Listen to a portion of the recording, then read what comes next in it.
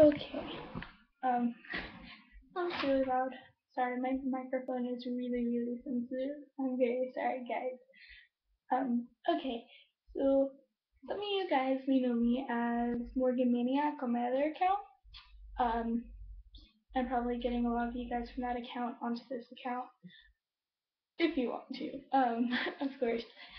Uh, so this account is kind of like, I guess, my religious um really not though account. It's pretty much where I'm just gonna be um, spreading messages and all that and trying to save and minister to people through the internet and through YouTube videos, which I'm really excited for. And I'm also gonna share um, worship and kind of teaching you guys how to get a relationship with God and how to be filled with the Holy Spirit and like trying to get you guys to get as close to God as you possibly can. And telling you right now, if you don't want to get close to God, get off of my account, get off of my videos. Do not leave me any hate. I mean, you can if you want to. I mean, you have free will for a reason, but you know you don't have to watch if you don't want to watch. My whole thing. Um. So yeah. Um.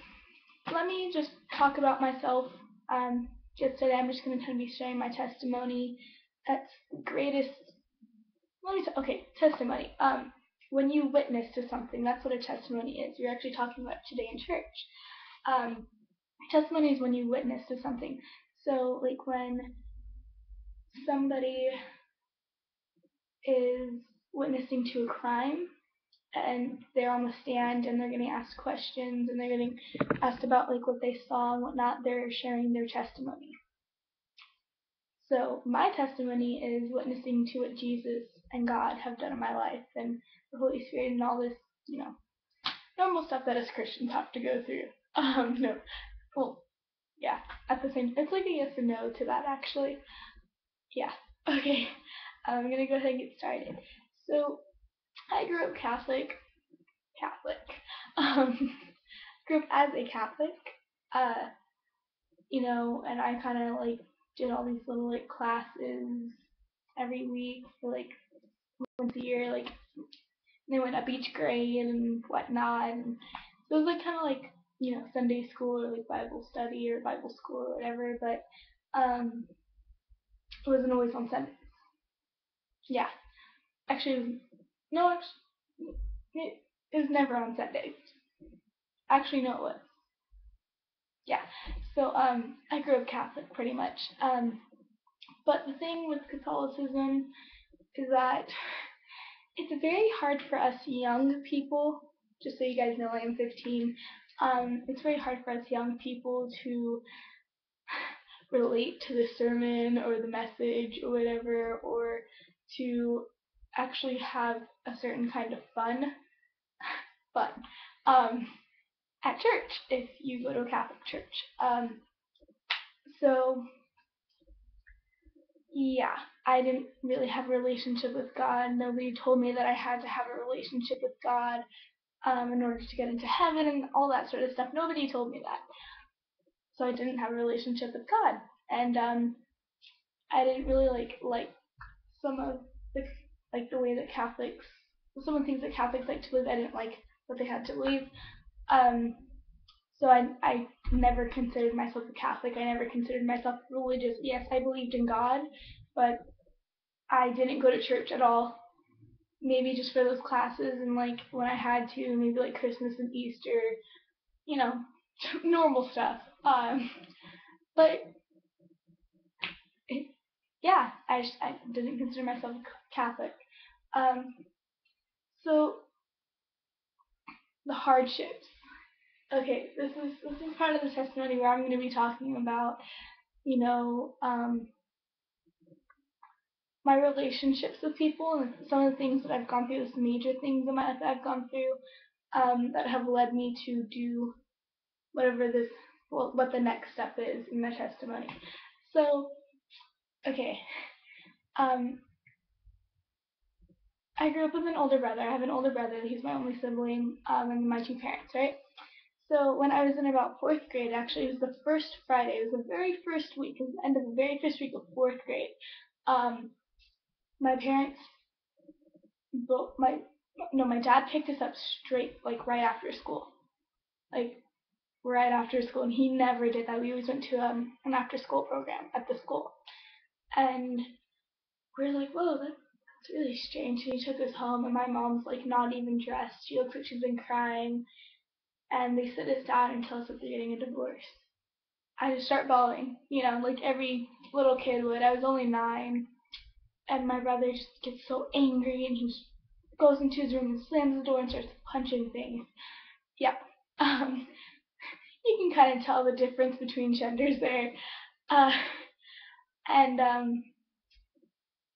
so, so yeah, and then like me and my brother and my mom moved, and my dad moved also, and we left the house that we were living in. Um, so we moved towards. We used to live in Sacramento, California. Now we lived in Elk Grove at the time when we first moved, and we've moved a couple times since then. Um, so pretty much, yeah. And then when we were at the new house, some of the things that my brother would do after my parents' divorce, and let me just tell you now, he doesn't remember any of this, and we went through the whole 9 yards of some of the things I'm about to say, CPS and everything, but there wasn't really a case filed because he doesn't remember, so they can't really file a case. Of course, there is a case filed, but like they couldn't go through with it. They couldn't put him in jail or anything. But anyways, um, what he first started doing was he would just get really, really angry. He had like really bad anger problems. He would start yelling at me just for like the slightest things. And then it grew into abuse. He would back me up into corners and just beat the living pulp out of me. And then it grew into comments like, "Oh, you're a slut, you're a whore." Excuse my language. I know you guys are probably gonna say you're a Christian, you should be saying that, but for the testimony, called me very bad things you should not be calling a 9-year-old. Um, and then it grew into comments like, "If you were a teenager, I'd have sex with you." And then it grew into him kind of having his way with me. So yeah, and since that point, I've had the deepest struggle with um, being really self-conscious and thinking, "Oh, I'm so disgusting," and da da da da da. And now it's finally gone, so don't worry. And another okay, and then one of my other relationships that's kind of lifelong, um, was with my grandma on my mom's side, so my mom's mom. Um, she's kind of always favored boys because she grew up with 5 sisters. So I, compared to my brother, got the short end of the stick, and I never really felt loved. He always got more attention. More, like Christmas would be like he got more gifts, or like his gifts would be more expensive or more big, and that kind of made me feel like, oh, you know, um, and it was it was just bad, and it's still like that today. And but I've forgiven her, like I have my brother. And then my dad. Um, there was a time where I thought I was bisexual, and I dated a girl, and um, it was all over Facebook. Everybody's like, "Are you lesbian?" I was like, "No, I'm not lesbian." Like I made a big status. I was like, "No, I'm not lesbian." Da da da. And this was only last year, like 2 years ago technically. And I was like, "No, I'm not lesbian. I'm bi. Yes, I'm dating a girl. Get over it." That kind of thing. Um, and my dad saw it, and he messaged me and was like, "I really don't like this. I don't like it one bit.